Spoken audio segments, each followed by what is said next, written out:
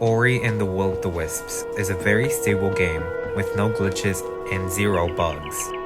The game does a wonderful job at restricting you from total freedom.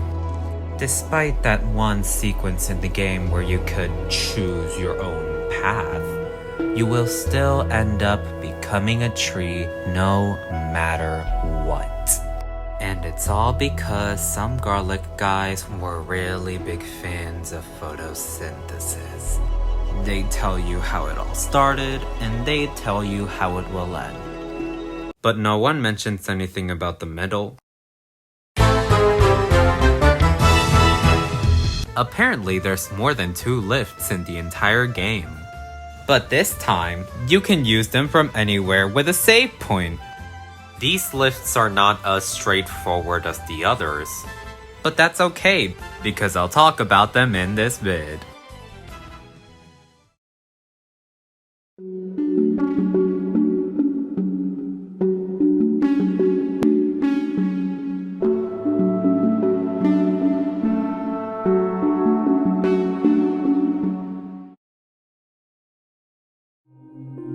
When it comes to cutscene lifts, this is the most straightforward part out of most things.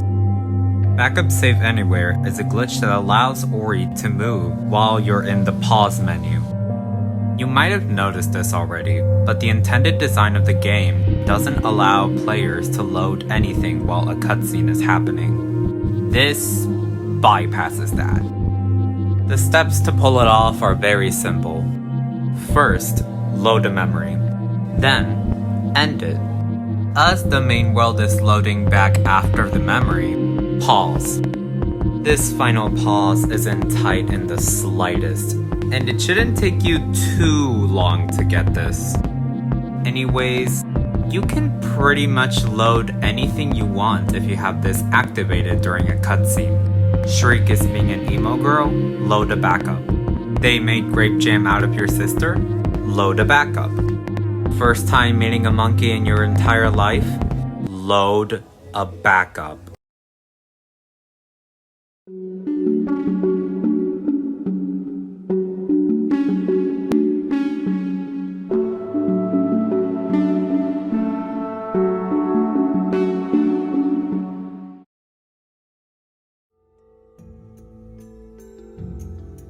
A huge part of cutscene lifts are in the backups you load during the Wellspring View scene. With them, you can essentially choose where you want to lift from, which makes knowing how to create them at will the most crucial part of the setup. It's not anything too out of the world though. Hope you have patience because you're going to play the waiting game. Okay, let me explain. The most consistent way to create a backup from any autosave trigger is to wait a minute or two near the save, doing nothing. Once that time has passed, you save the game, and hopefully you will have your backup. Like I said, the waiting game.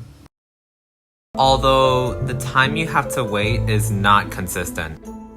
Maybe you won't wait that long, or maybe you have to wait slightly longer. But I guarantee that you never have to wait an absurdly long amount of time.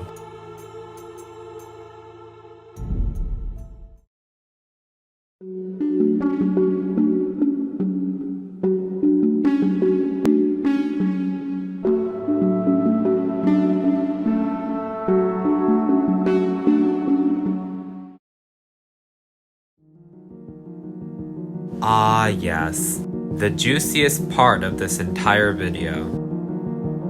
For some reason, if Ori isn't near the ground while certain cutscenes are happening,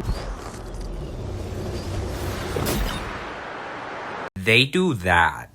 That is the biggest reason why this whole thing works. By loading a backup during Ophir's cutscene, Ori won't be where Ophir is anymore. They'll be where the backup is. Normally, Ori will stop lifting the moment they touch collision. But if the backup isn't too close, the area around there will be unloaded. Keep in mind that Ori is still in the cutscene during this.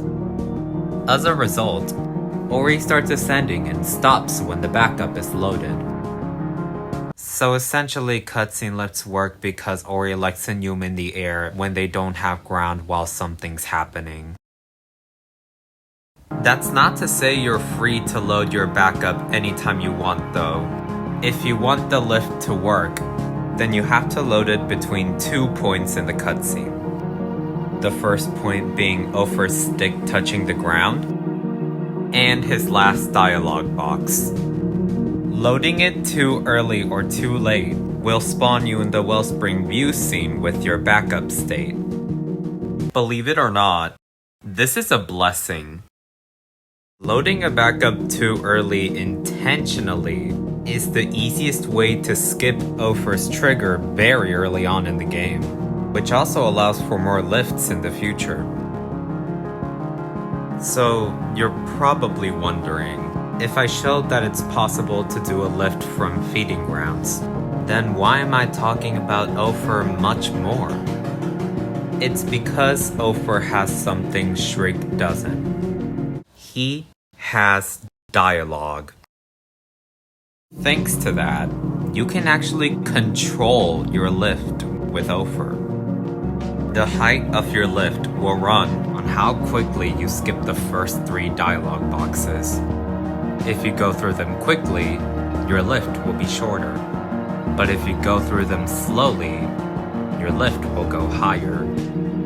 Hi, post-edit dishwasher here. I forgot to mention that skipping all of the dialogue will break the whole lift. Stay in the What the Shrek Doin' box to prevent this. The speed of your dialogue skips will depend on where you want to end up after the lift. And your load times. Because the whole thing takes place while the game tries to load a backup, it actually makes sense that the longer the backup takes to load, the higher your lift would go. It's the only reason why I haven't said, hey, you should skip your dialogue like this if you want to go from A to B in the last section. Fortunately, this isn't too big of a restriction. The biggest thing I can think of is the lift from the Silent Woods well to Shriek's room. And even then, if you can get to the bottom of Willow's and get a backup directly below the top, you can just lift to Shrek from there. And finally, let's talk about the Void. The game has certain spots where if you go too far out of bounds, you will instantly get sent to your last save.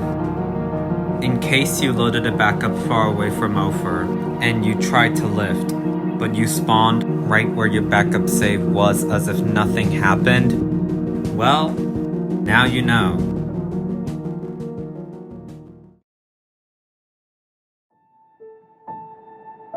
There's something else I want to bring up about lifts. The meme potential. If it wasn't for Breath of the Wild, I would confidently say that this is the most broken thing I've seen a modern game have. But for now, I'll say the same, but just for this game. Also, the amount of challenge and potential this glitch adds to the game is actually insane. Bye!